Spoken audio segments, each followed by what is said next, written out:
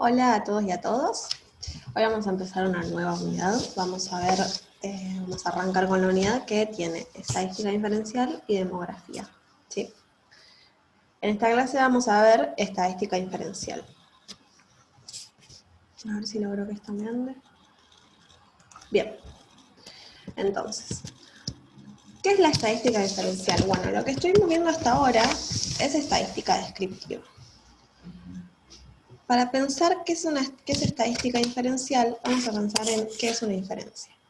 Nosotros hacemos inferencias constantemente cuando llegamos a conclusiones extraídas a partir de los datos que tenemos y con ciertos supuestos, ¿sí? Es algo que hacemos todo el tiempo a partir de la información que tenemos y con nuestros criterios, suponiendo otras cosas, llegamos a alguna conclusión. A veces está bien y a veces no está bien.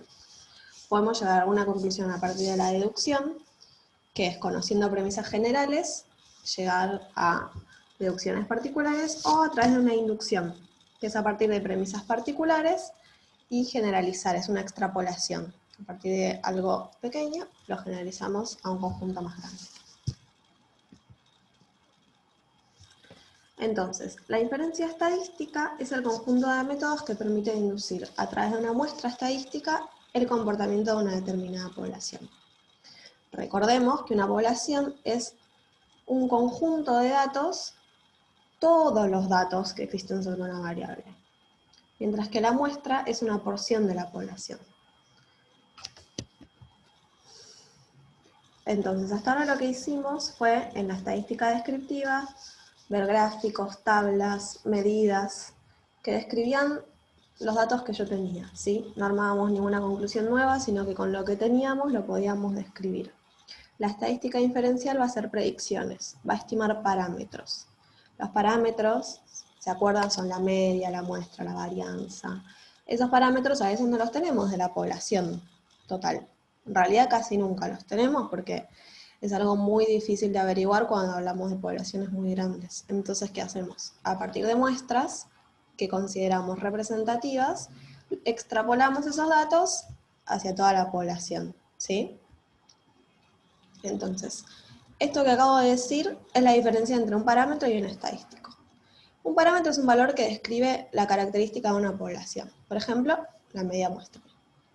Un estadístico va a describir una característica sobre una muestra.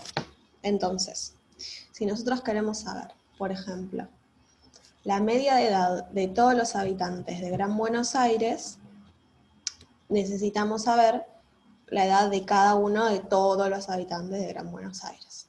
Como este número es altísimo, o sea, la cantidad de habitantes de Gran Buenos Aires es muy difícil de hacer un censo, con todo eso nos costaría un montón de dinero, lo que hacemos es agarrar una muestra representativa.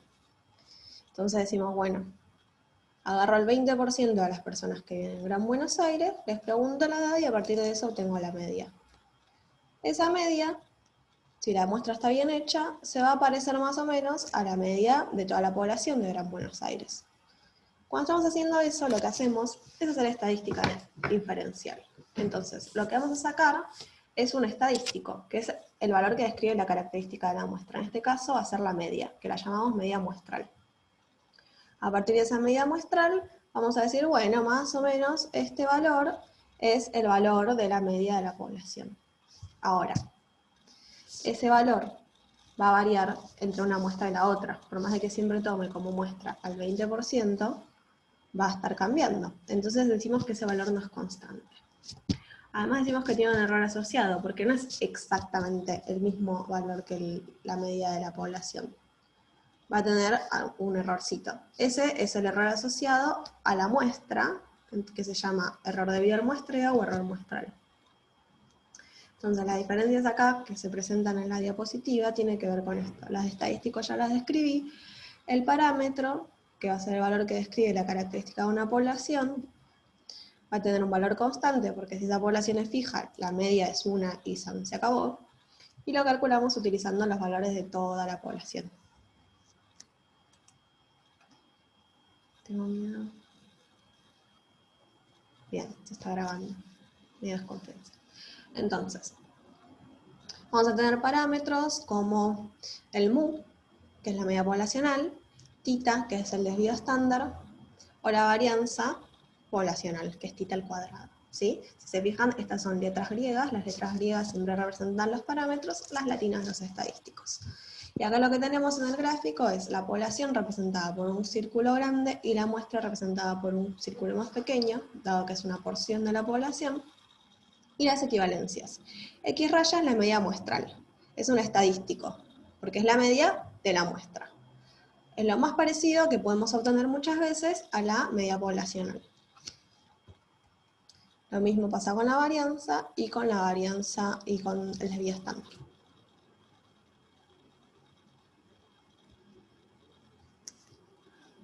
Bueno, entonces, lo que yo voy a hacer para obtener datos nuevos, inferir parámetros, inferir valores sobre la población, va a ser obtener muestras. Ahora, ¿cómo obtengo esas muestras?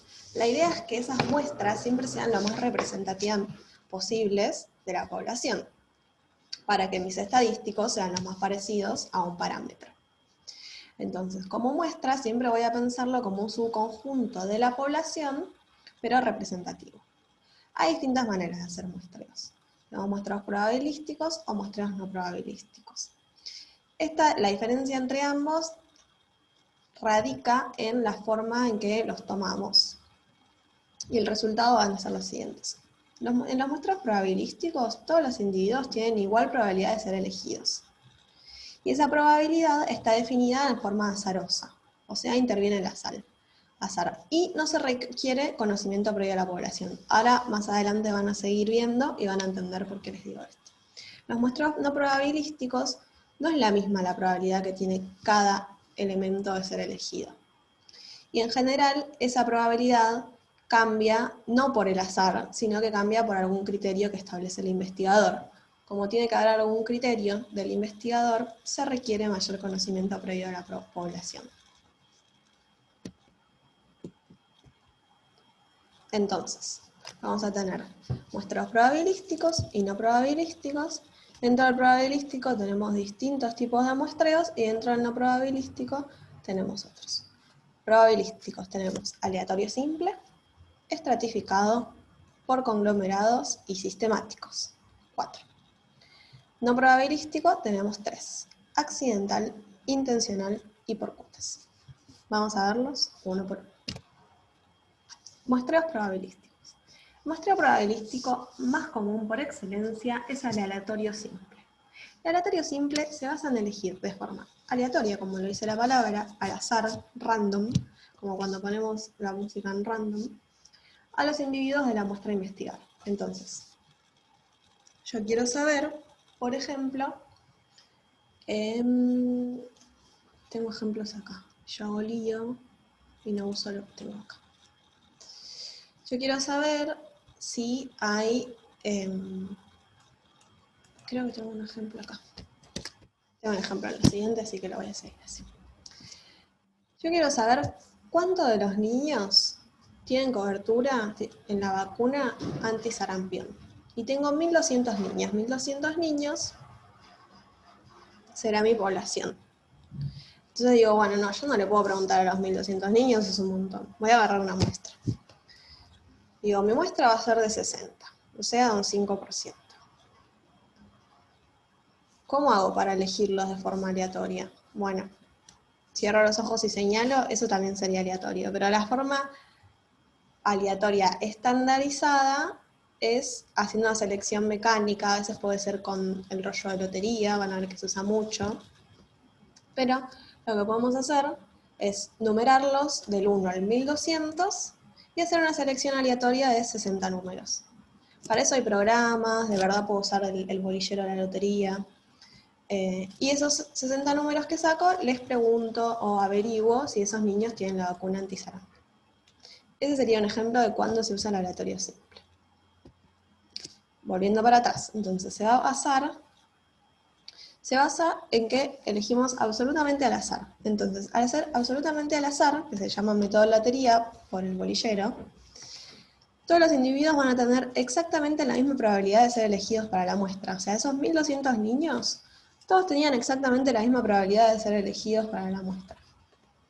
Y se usa cuando la población son homogéneos, o sea, No necesito separarlas ni nada. Yo pienso que la población es más o menos homogénea, entonces puedo agarrar cualquiera y no va a variar en cuanto a la variable que quiero estudiar fuertemente de niño a niño.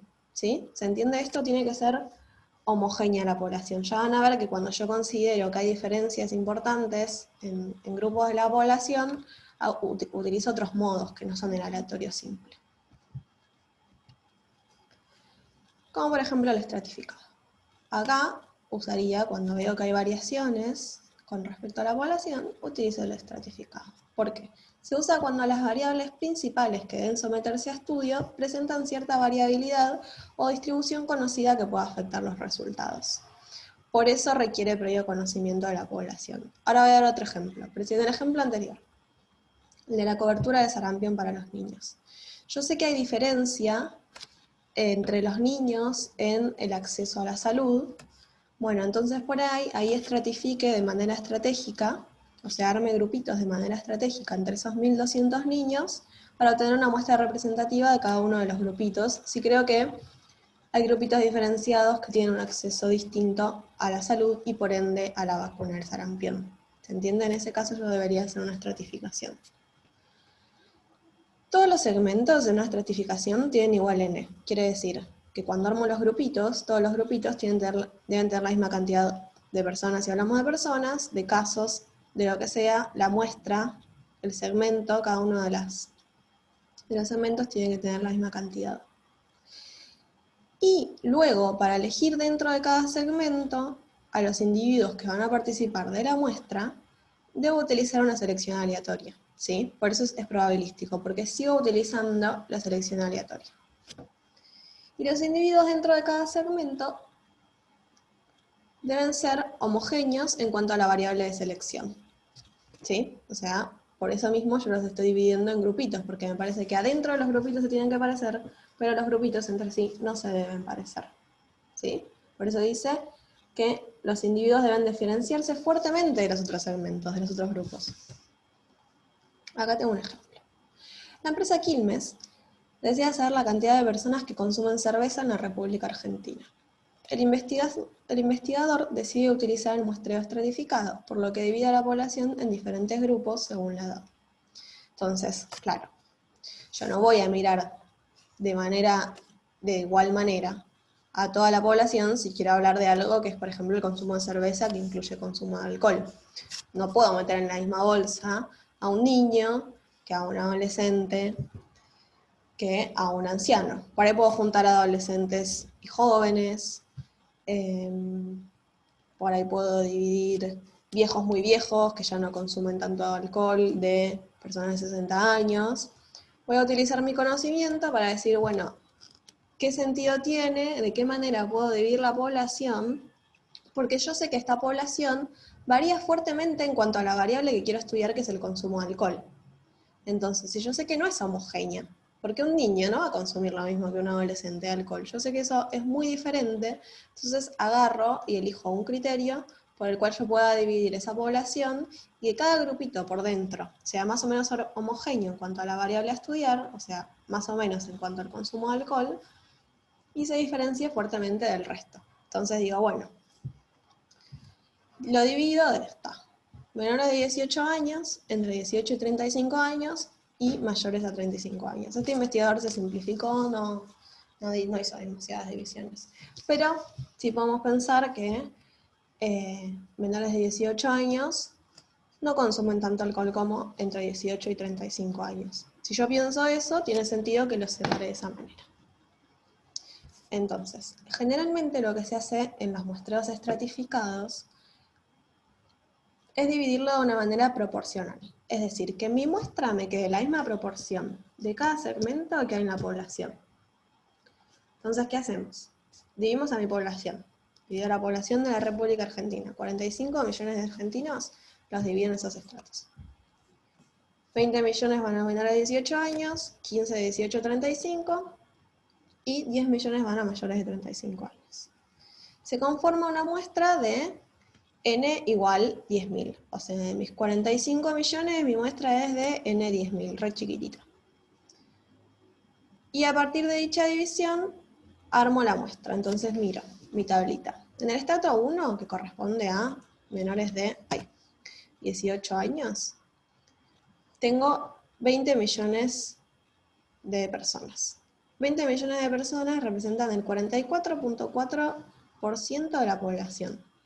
Entonces, si yo sé que mi muestra va a ser de 10.000, tengo que tomar el 44.4% de 10.000 de ese de ese estrato. Entonces voy a tener un estrato, para el estrato 1 voy a agarrar 4.450 personas que van a formar parte de mi muestra. Para el estrato 2 hago lo mismo. Tengo 15 millones de personas en el estrato 2, o sea, entre 18 y 35 años. 15 millones de personas representa el 33.3% de la población. Necesito que represente también el 33.3% de mi muestra. Entonces hago 33.3 por 10.000. Y agarro 3.330, los agarro y los mando a mi muestra. Y repito lo mismo para mayores de 35 años. De esta forma yo me aseguro que sigan las proporciones en mis muestras, o sea que mi muestra sea representativa también de las proporciones que tengo dentro de cada segmento, dentro de la población para cada segmento. Otra forma de hacer un muestreo separando es por conglomerados o clústeres, ¿sí?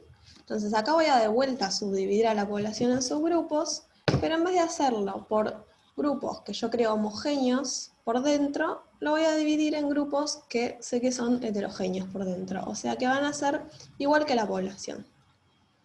Entonces, ¿cuándo hago esto? Cuando tengo una dificultad técnica para acceder a todo tipo de individuos de nuestra población.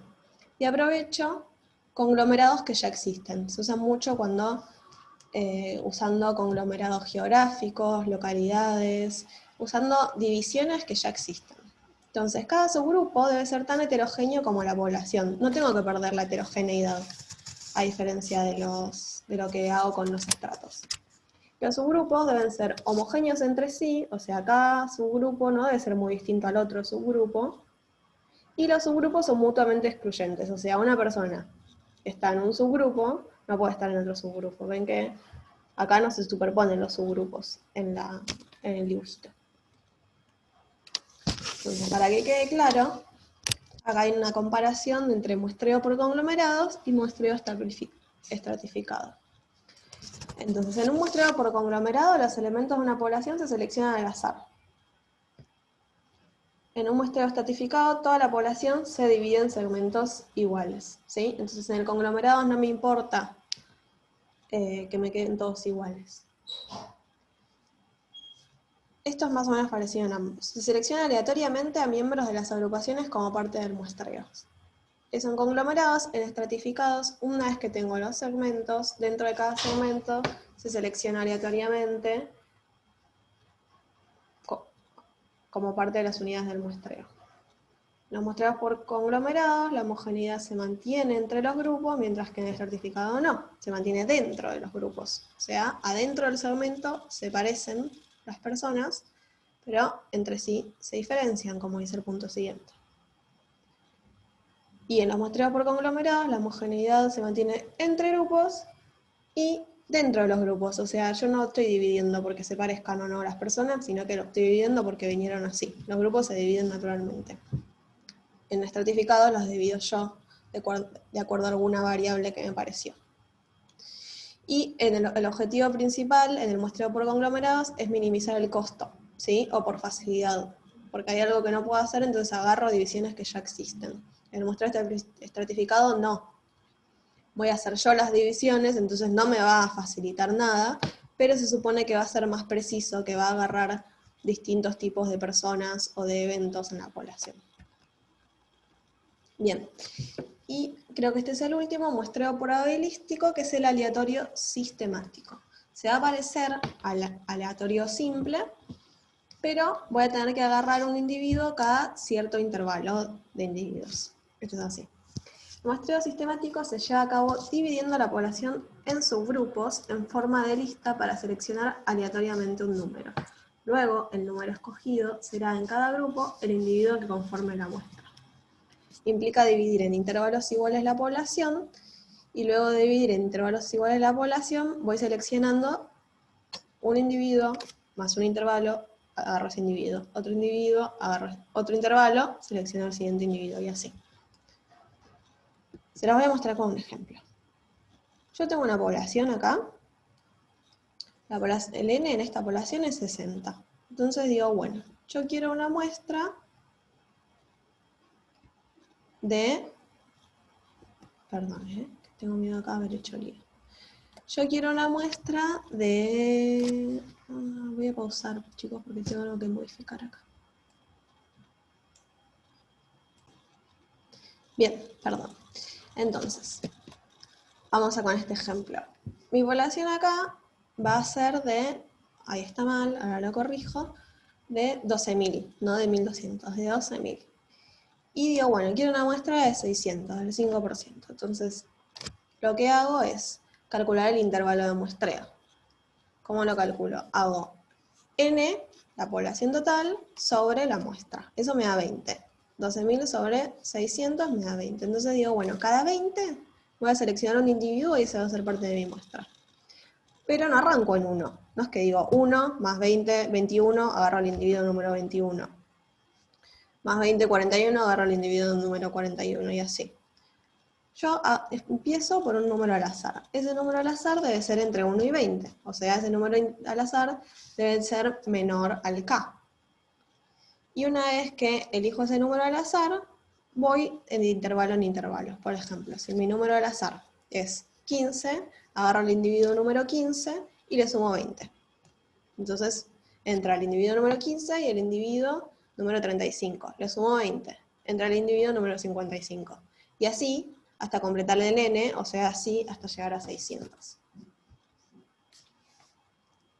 Entonces, acá tengo otro ejemplo. ¿Ven? Yo siempre tengo que listar, enumerar a los individuos. Yo los individuos porque es lo más fácil, pueden ser otras cosas, pero los eventos, la unidad experimental debe estar numerada para poder hacer esto. Entonces digo, bueno, yo agarro un k cada 20.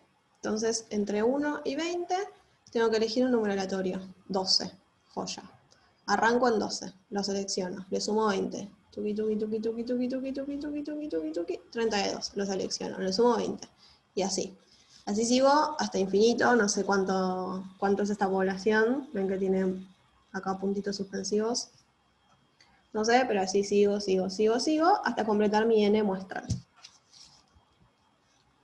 Bien, todo eso fue muestreos probabilísticos. Vamos a repasar. Probabilístico. Tenemos aleatorio simple, estratificado, por conglomerados y sistemático, que es aleatorio sistemático.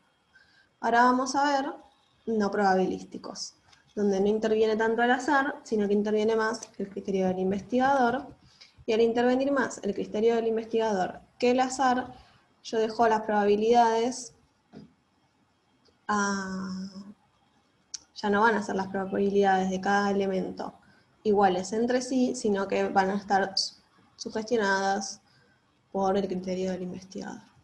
Entonces, primero de los muestreos no probabilísticos es por conveniencia o circunstancial. Tiene muchos nombres esto, esperen que se los cuento. También se llama casual o fortuito, ¿sí? Esto lo van a ver de distintas maneras según la bibliografía. Y en estos casos se seleccionan los individuos o los elementos por cercanía o comodidad. Facilita y abarata el trabajo del investigador y no genera muestras representativas, porque agarra lo que tenés más a mano. Entonces, el típico ejemplo es cuando pedís voluntarios para un estudio, ¿sí? Entonces, ahí lo que haces es facilitarte la vida a vos como investigador, porque te caen los que te caen, los voluntarios, vos no tuviste que ir a buscar a nadie, pero probablemente no sea representativo, porque solo te aparece la gente que tiene ganas de presentarse para el estudio. Si en el dibujo el investigador agarra para su muestra solo a los que tiene más cerquita, porque justamente se llama por conveniencia. Lo que tengo a mano me va para la muestra, y lo que no tengo a mano, bueno, no entrará en la muestra porque yo estoy abaratando costos, ¿sí? En algunos casos está muy bien usarlo, y sirve, en otros casos no, porque es muy poco representativo realmente. Entonces, otro ejemplo podría ser un investigador que desea conocer cuál es la prevalencia de diabetes en su barrio, donde viven 1000 personas. Entonces dice, bueno, voy a tomar una muestra del 10%. Eso es, necesito 100 personas. Necesito estudiarle la glucemia a 100 personas. Entonces para eso dice, bueno, voy a imprimir flyers por mi barrio, los voy a repartir, contando que necesito que me donen una muestra de sangre para que le haga el estudio de glucemia y a cambio les doy 200 pesos. En ese caso también es lo que tengo más a mano, no abarata costos, pero sí facilita. Y va a ser una muestra poco representativa porque solo van a llegar ahí los que hayan leído el flyer y quieran someterse a eso a cambio de 200 pesos. Otra forma de muestreo no probabilístico es por cuotas. En este caso se establecen cuotas preestablecidas de clases de elementos que presentan alguna característica en común. Acá de vuelta tengo que tener previo conocimiento de la población para poder dividirla de manera con cierto criterio, ¿sí? Porque la selección de las unidades dentro de la población queda a cargo del investigador, ¿sí? Perdón, esto es una vez que armaste los estratos. Entonces, esta es una diferencia con la muestreo probabilístico por estratos. En este caso, en el muestreo por cuotas, yo hago lo mismo que en los estratos, que en el muestreo por estratos en el probabilístico. Divido la población en segmentos y va a ser de vuelta de acuerdo a una característica que yo considere que tienen en común dentro del estrato, pero es muy distinta entre estratos. Hasta ahí es muy parecido al muestreo por estratos probabilístico. Ahora, la diferencia principal entre por cuotas y estratificado probabilístico es que dentro de cada segmento, dentro de cada estrato, yo elijo por conveniencia o por el criterio que yo quiera, pero es un criterio que queda a cargo del investigador, como dice la diapositiva, a las unidades, ¿sí? No voy a elegir de forma aleatoria simple, como elegían en el muestreo estratificado, sino que elijo como yo investigadora tenga ganas. Y además, el investigador se asegura de que la muestra sea equitativa y proporcional de acuerdo a las características, cualidades o rasgos de la población a estudiar. Si es proporcional, nos va a servir el siguiente ejemplo, que van a ver que es muy parecido al de estatus. Entonces, se debe realizar una investigación acerca de personas con algún problema de salud en una empresa que posee 1000 empleados. Bien, entonces mi población va a ser de 1000. Van a ser todos los empleados de mi empresa. Entonces, yo sé que dentro de mi población los problemas de salud no se van a repartir de forma equitativa entre un grupo etario y el otro. Entonces, lo que hago es dividirlo en estratos, según el rango de edad. Una vez que lo dividí por estratos según el rango de edad, lo que voy a mirar es cómo se distribuyen las personas dentro de cada rango de edad. Entonces, yo sé que el 60% de las personas de la empresa tienen entre 18 y 29 años. El 30% tienen entre 30 y 59 años y el 10% tienen entre 60 y 100 años. Entonces, para mi muestra voy a tratar de seguir la misma proporción. Si mi muestra va a ser de 100 empleados, entonces voy a conformar la muestra de forma que me quede con la misma proporción. Entonces, ¿cuántos voy a tener para la edad de 18 a 29? Bueno, el 10%, perdón, el 60% de 100, que va a ser 60. Luego selecciono 30 para la edad de 30 a 59 y 10 para la edad de 60 a 100 años. Entonces me queda mi muestra de 100 personas conformada de forma proporcional, pero para elegir a cada uno de los individuos que van a formar parte de mi muestra, que va a formar parte de esos segmentos, voy a hacerlo de la manera en la que yo quiera y no voy a hacerlo utilizando el aleatorio simple, y ahí está la principal diferencia entre el muestreo estratificado probabilístico y el muestreo por cuotas no probabilístico. Bien.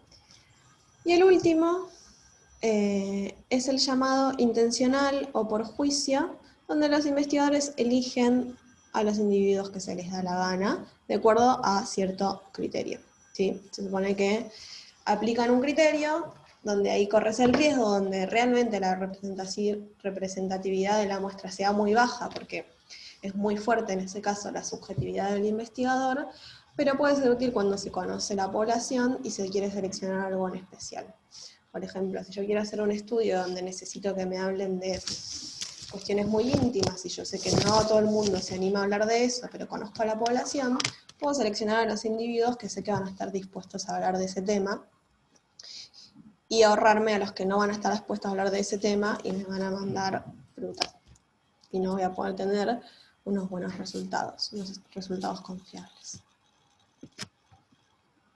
Bueno, hasta acá fue muestreos. Lo que viene después es probabilidad, que lo vamos a poner en un video aparte.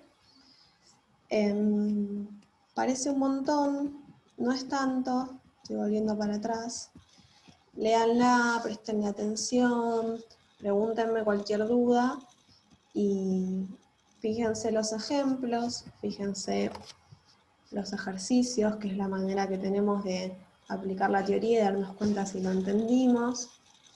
Y escríbanos, realmente escríbanos, pregúntenos todas las dudas, no nos molesta, es la manera que nosotros tenemos también de saber que ustedes están siguiendo la materia, están aprendiendo, y sabemos que es la virtualidad, que es todo muy difícil, y que cuanto más conectados estemos, más fácil va a ser para nosotros, los docentes, y para ustedes sacar adelante la materia. Así que acá estamos y ahora seguimos con probabilidad.